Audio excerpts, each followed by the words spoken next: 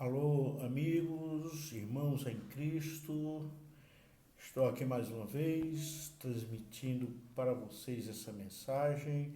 Não esqueçam de se inscrever no canal, de dar um like, de fazer seu comentário. E se não gostou, pode dar um dislike também. Nós queremos continuar o assunto sobre o arrebatamento dos salvos. Eu quero ler para vocês a carta de Paulo aos Tessalonicenses, capítulo 2, versículo 1 ao 3. Espero que você esteja aí com a sua Bíblia, pegue a sua Bíblia e possa aí acompanhar segunda epístola do apóstolo Paulo aos Tessalonicenses, capítulo 2, do 1 ao 3. Ora, irmãos, rogamo-vos pela vinda de nosso Senhor Jesus Cristo e pela nossa reunião com Ele, que não vos movais facilmente do vosso entendimento, nem vos perturbeis, quer por espírito, quer por palavra, quer por epístola, como de nós, como se o dia de Cristo estivesse já perto. Ninguém de maneira alguma vos engane, porque não será assim sem que antes venha a apostasia e se manifeste o homem do pecado, o filho da perdição. Então, nós lições passadas, nós vimos que o que aconteceu lá no capítulo 12 e 13 do Apocalipse, que o filho varão, quando foi arrebatado, o dragão e seus anjos foram expulsos, coisas que irá acontecer ainda, né? E na terra, a providência principal dele foi, quando João disse que viu subir do mar uma besta, e a providência dele para atacar aqueles que passaram a ser chamados de santos aqui na terra, por não aceitar esse governo iníquo do anticristo. A providência do maligno, do dragão, foi fazer guerra, foi dar o seu poder à besta, né? Juntar o seu poder àquele governo mundial, para que através dele o diabo pudesse ficar governando o mundo. Então, olha, irmãos, Paulo aqui, né, existe muita desatenção no entendimento de Tessalonicenses capítulo 2, do versículo 1 por diante. Paulo aqui está dizendo, ora, irmãos, rogamos-vos pela vinda de nosso Senhor Jesus Cristo e pela nossa reunião com Ele, né? O termo reunião aqui foi traduzido para reunião, sabiamente, né? O João Ferreira de Almeida traduziu, mas é o mesmo vocábulo lá do Hebreus 10, que fala, não abandoneis vossa congregação. Aqui poderia ser congregação, mas o termo aqui para encaixar na frase, o vocábulo reunião se encaixa melhor. É o mesmo vocábulo de lá, que é eposinagogues, né? Lá é eposinagogue, aqui é eposinagogues. Isso é uma questão de gramática. E a nossa reunião com Cristo. Então, Paulo aqui, ele vai falar justamente nesse acontecimento, da nossa reunião com Cristo. Que não vos removais facilmente do vosso entendimento, nem vos perturbeis, quer por espírito, quer por palavra, quer por epístola, como de nós, como se o dia de Cristo estivesse já perto. Isso serve para nós nos dias atuais também. Porque hoje as pessoas, já teve gente até que falou desse eclipse que aconteceu ontem nos Estados Unidos como um sinal, como se fosse a abertura do sexto selo. A gente sabe que do capítulo 4 do Apocalipse para frente só vai acontecer depois do arrebatamento. Então, é justamente isso. O apóstolo Paulo está tranquilizando esse povo, não fique perturbado, né? Porque não será assim. Então, muita gente acha que a qualquer momento, porque na verdade o pós-tribulacionista ele está aguardando, não é Cristo, ele está aguardando o anticristo, né? Porque para ele Cristo vem arrebatar o seu povo depois. Então, a espera primeiro deles é do anticristo para poder eles ter a esperança de Cristo. Então é uma controvérsia. E Paulo aqui está tranquilizando para não associar nenhum fato. Temos guerras hoje de Israel, né? Agora há pouco ouvi Benjamin Netanyahu, né? Netanyahu dizendo que nada impedirá Israel de cumprir o seu propósito, que ele quer destruir os grupos terroristas mesmo. Ninguém. Né? E os acontecimentos, os eclipses, a lua de sangue que virá em seguida. Esses acontecimentos não podem nos deixar perturbados, e Paulo, é isso que Paulo está dizendo aqui. Agora, analise bem essa situação, meu nobre irmão em Cristo. De maneira alguma, né? Ninguém de maneira alguma vos engane. Estou dizendo, olha, está acontecendo. Falta só aparecer o anticristo, mas já essas coisas, essas guerras, olha, com essas coisas acontecendo, a gente tem que olhar para cima e saber que a nossa redenção está próxima, mas não é motivo de perturbação. Para eles sim, porque estão esperando o anticristo, né? Há um problema muito sério com os pós-tribulacionistas, né? Porque, de certa forma, até salvação por obras eles pregam, mesmo dizendo-se crentes, evangélicos, protestantes. Então, veja bem, irmãos, Paulo aqui diz que ninguém, né? Que não vos movai facilmente de entendimento, nem vos perturbeis, quer por espírito, né? Coisa de vocês próprios, quer por palavra, quer por epístola, como de nós. Alguém escreveu alguma coisa dizendo, é Paulo que está dizendo, como se o dia de Cristo estivesse já perto, né? Então, na verdade, as coisas acontecendo no dia de Cristo, que é exatamente o dia do Senhor. Que lá no Apocalipse 1:10, João foi arrebatado no dia do Senhor. Eu acredito que ele foi para aquele tempo, lá. Como a Igreja Católica na Vulgata Latina traduz lá para ano domini, alguma coisa assim, de domingo, né? Mas lá Emera Kyrios, dia do Senhor, é o dia realmente de trevas, nem um dia da Bíblia. Na Bíblia não chama nem um dia da semana, nem dia do Senhor, nem o sábado é chamado de dia do Senhor. E nem domingo, nem dia nenhum. O dia do Senhor é um dia de trevas, que fala os profetas, né? Aquele grande dia que é o dia da vingança de Deus. E aqui é o dia de Cristo.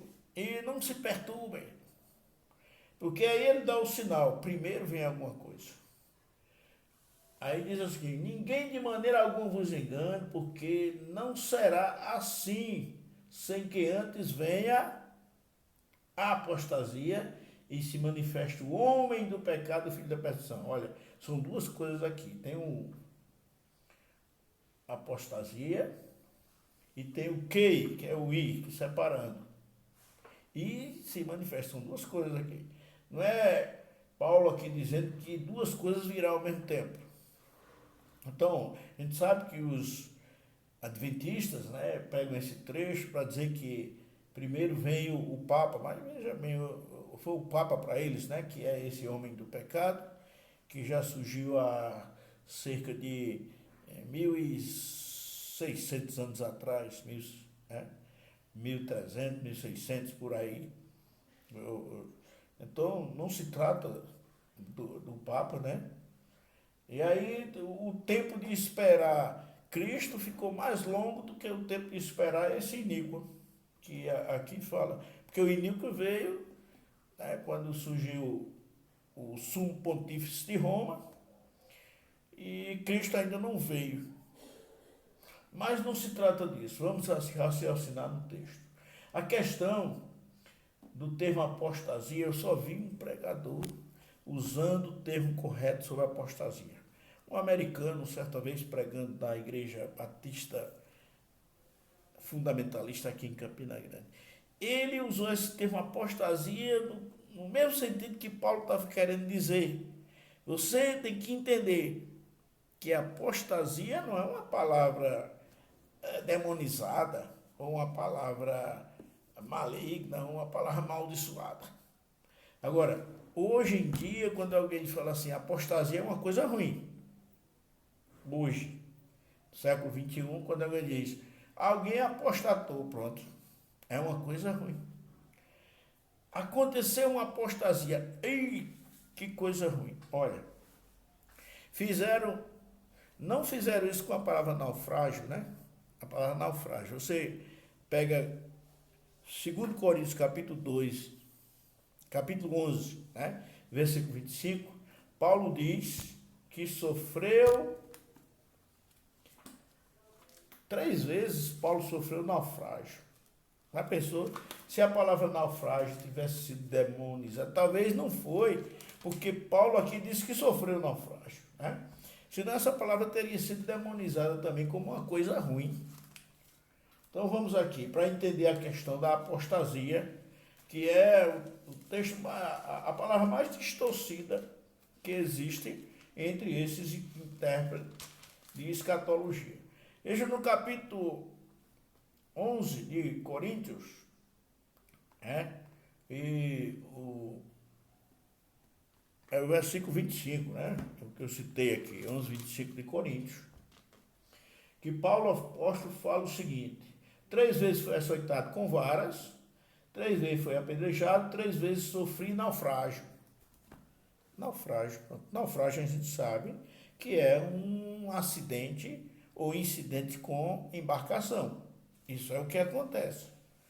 Quando Paulo cita o termo naufrágio outra vez, ele fala referente a homens que erraram, que saíram, que deixaram a fé, ou melhor, sucumbiram na própria fé.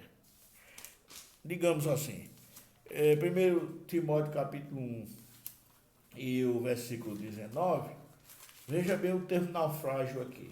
Olha bem que você vai entender o significado de naufrágio e o significado de apostasia. Veja bem, olha, 1:19 diz aqui, conservando a fé,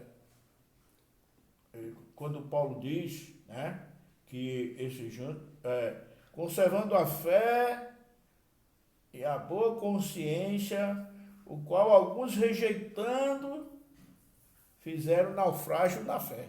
Pronto. Se Paulo tivesse dito assim, né?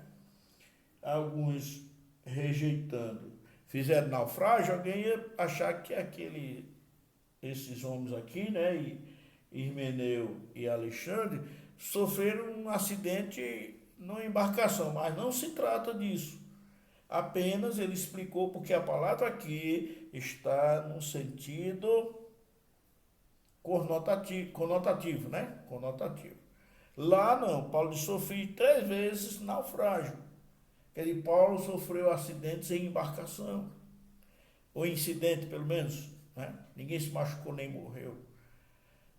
Paulo sofreu naufrágio no sentido conotativo. Não era figura, era real. Agora aqui é figura. A mesma coisa acontece com a apostasia e eles não tratam da forma como deve tratar. Irmãos, a palavra apostasia hoje em dia significa uma coisa ruim. Fulano apostatou. Mas no primeiro século, não era isso, não. Quando diz assim, olha, fulano apostatou, quer dizer, ele fazia parte de um grupo e saiu daquele grupo. Não é que ele foi para uma coisa pior. É como dizer, o judeu saiu do judaísmo e foi para o cristianismo, foi bom para ele, né? Aceitou Cristo como o Messias de Israel, então ele apostatou. Essa palavra não é uma palavra amaldiçoada, não. Porque tem pessoas que colocam palavras que ficam abençoadas, né? A pessoa diz, vou comer maná. A palavra ficou muito sagrada, porque é um pão do céu. Mas isso aí, tá aí tudo bem. Mas aqui, uma palavra ficou amaldiçoada. Veja o que Paulo diz, sei que antes vem a apostasia. Olha, Paulo disse que vai acontecer duas coisas antes do dia de Cristo, antes da grande tribulação. A apostasia, que é essa reunião nossa com Cristo. Só vi um pregador, viu? Americano, usando esse termo apostasia aqui no sentido real. Para explicar você na questão do naufrágio, você sabe que a palavra naufrágio estava com dois sentidos. Agora, nós temos aqui em 1 Timóteo, capítulo 4, versículo 1, aí Paulo fala o verbo apostatarão. Mas ele diz em que? Ele diz, né? Se apostatar. Paulo não disse assim, apostatarão. Não. Já pensou Paulo dizer aqui, né? Que nos últimos dias apostatarão. Pronto, já que a palavra é uma palavra amaldiçoada, não precisava nem botar em que eles apostataram, né? O Espírito expressamente diz, 1 Timóteo 4:1, que nos últimos tempos apostatarão alguns de quê? Da fé. Não, apostatarão alguns. Isso não tem significado. Agora, Paulo está dizendo que apostatarão, mas de quê? É da fé. Mas aqui, essa apostasia aqui não trata de uma coisa ruim, não. Eu só vi um teólogo usando esse termo no vocábulo real. A palavra apostatar é um termo normal de sair no grego koine, né? É sair. E aqui, você sabe que na Bíblia não tem a palavra assim, arrebatamento no sentido de quando Jesus vier nos buscar, né? Fala assim que e nós, os vivos, seremos arrebatados. Pronto, o vocábulo está lá no verbo arrebatar. É que nessa apostasia, nós seremos tirados, arrebatados. Mas o termo arrebatamento, esse momento não chama de arrebatamento. A Bíblia não chama o dia do arrebatamento. Não fala isso. Tem isso na Bíblia, não. A palavra arrebatamento só aparece em Atos 10 e 11, quando Pedro diz que teve um arrebatamento de sentido, né? Até um negócio assim, é pobre, né? Não estou lembrado bem do termo lá, mas a gente sabe que arrebatamento não tem esse nome com relação a esse momento. Esse momento, quando é usado aqui, Paulo usa como que? Apostasia, afastamento. Então, antes do dia de Cristo vai acontecer o afastamento, posteriormente, e será revelado o iníquo. Depois ele começa a explicar que o Ministério da Justiça opera somente há um que eu retenho, até que do meu seja tirado. Quer dizer, até que do meu seja tirado o quê? A apostasia aconteça. Então, apostatar da fé é uma coisa, que é sair da fé para outro lugar, para outro entendimento, né? Como aqueles Himeneu e Alexandre. Mas o termo apostatar no grego comum é sair comumente. Claro que no grego tem saída, exodus, né? E também tem esse vocábulo aqui, que é mudar de posição, de ambiente. E Paulo, quando está falando que acontecerá assim, antes que venha a apostasia, eu sei que não tem muitos teólogos que defendem né, que defendem esse pensamento, mas eu vi pastor americano usando esse termo, inclusive foi retalhado no outro domingo pelo americano que era da própria igreja lá, querendo refutar a ideia. Por quê? Porque a palavra apostasia para ele é no sentido moderno. Claro que tomou outro rumo. Até a palavra batismo hoje em dia a pessoa diz, vamos batizar esse ambiente com o nome de Praça do Passeio, né? E batizar significa dar nome. A gente sabe que batizar não é isso. Então, as palavras pegam outro sentido com o passar do tempo. E hoje a apostasia no meio, o povo de Deus diz, fulano apostatou, né?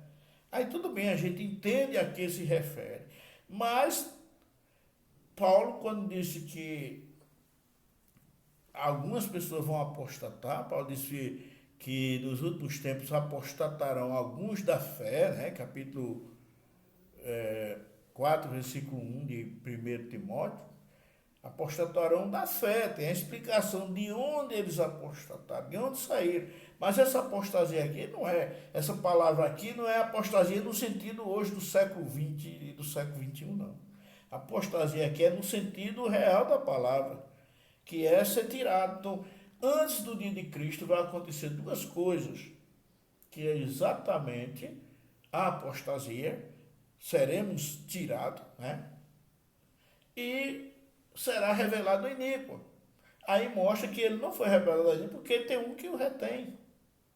Então será revelado o iníquo, qual o Senhor desfará pelo Espírito da sua boca e aniquilará pelo resplendor da sua vinda. Aqui diz, a esse cuja vinda é segundo a eficácia de Satanás, com todo o poder e sinais e prodígios de mentira. Né? Então, a gente sabe que o primeiro filho varão foi arrebatado lá no capítulo 12 do Apocalipse, que são os salvos, né? E já foi comprovado isso, você vê no meu vídeo anterior sobre o filho varão, não tem controvérsia. E depois é que o dragão, quando se achou na terra, lançado na terra, ficou parado na areia do mar, subiu do mar uma besta e ele deu todo o seu poder a essa besta para começar um ataque ao restante da semente daquela mulher que deu a luz do varão, né? Que acabar com o resto do nome de Jesus na terra.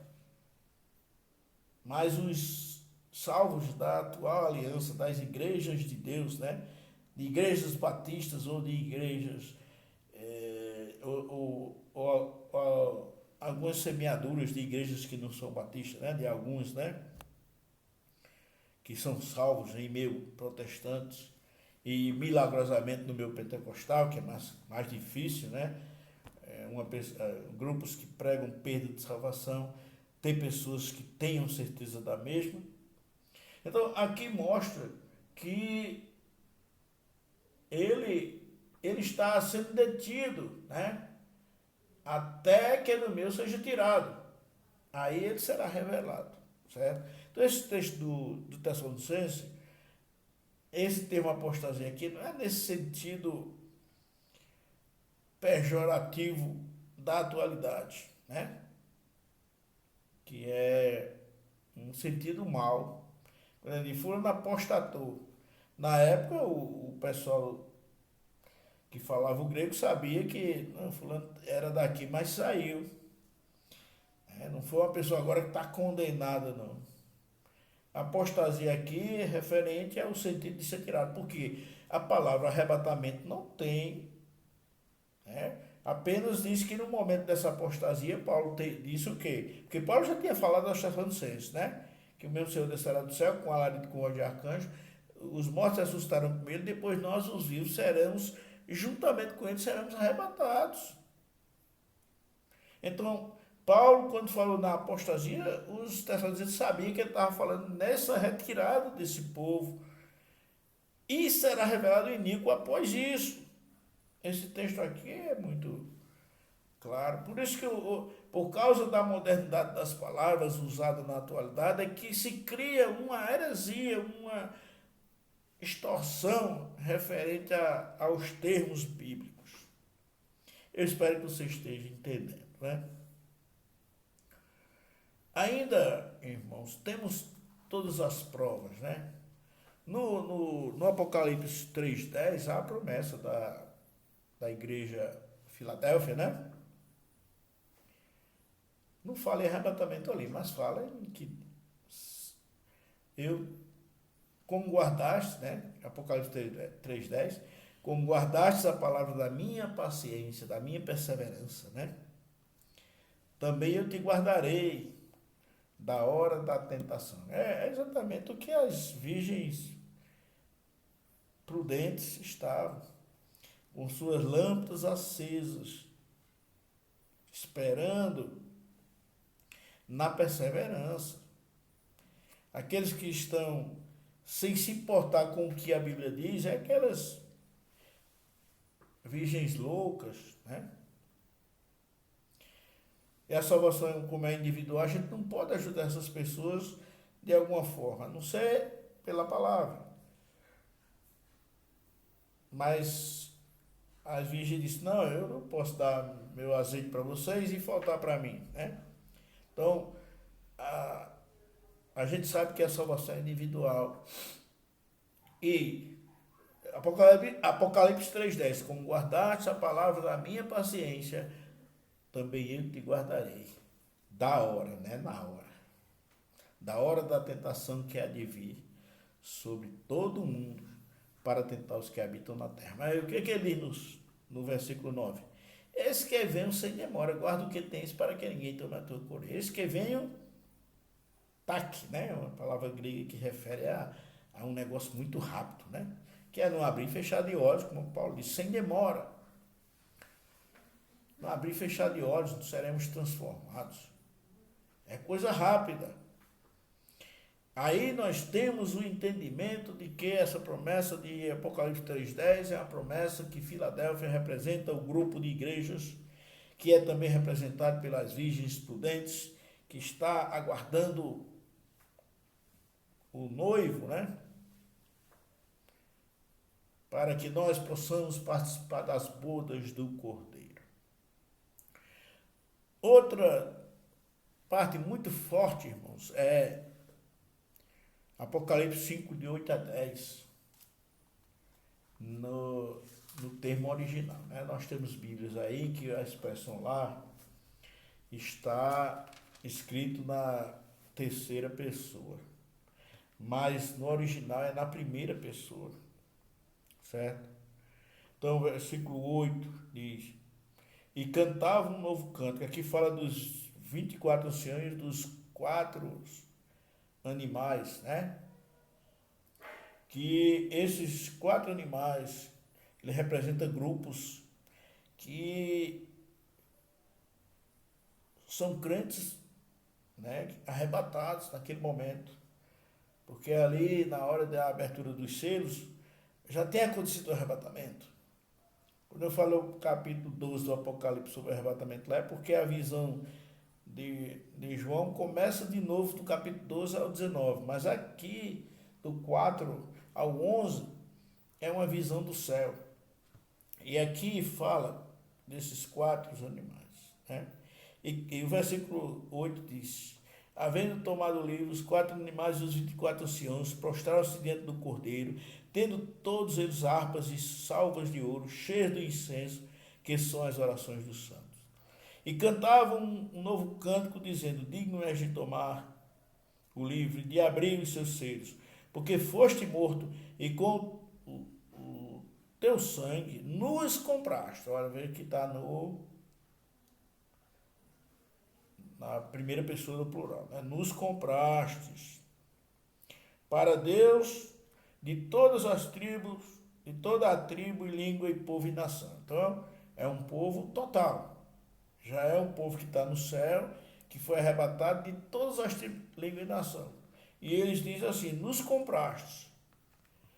Porque na linguagem, há uma versão que fala, pois compraste homens, né? Mas no original está na primeira pessoa, nos compraste. E para o nosso Deus nos fizestes reis e sacerdotes. Aí aqui, ó, e reinaremos. Tem uma versão que é na terceira pessoa do plural, né? Reinarão, mas aqui é na primeira do plural. E reinaremos, lá o termo grego é basileizomen, né? reinaremos sobre a terra, né? Foi a promessa que Jesus fez à igreja de Tiatira, né? Que diz que darei poder sobre as nações, né? E com vara de ferro vai se regerar, Apocalipse 2, 26 e 27. Reinaremos. No milênio, os salvos da atual aliança, esses que vão ser arrebatados antes da grande tribulação, eles vão voltar com Cristo e vão reinar. Reinaremos, está aqui. Sei que tem uma Bíblia aí que diz reinarão, né? Não posso fazer nada quanto a isso, né? Mas o termo original é reinaremos, porque são esses arrebatados que estão dizendo isso. Essa é outra prova do arrebatamento pré-tribulação. Qual o perigo do pós-tribulacionismo? Claro, tem pessoas pós-tribulacionistas que vão ser arrebatadas também, vão achar, dizer, poxa, eu não sabia que ia ser assim, mas foi assim. Mas o perigo é crer na salvação por obras.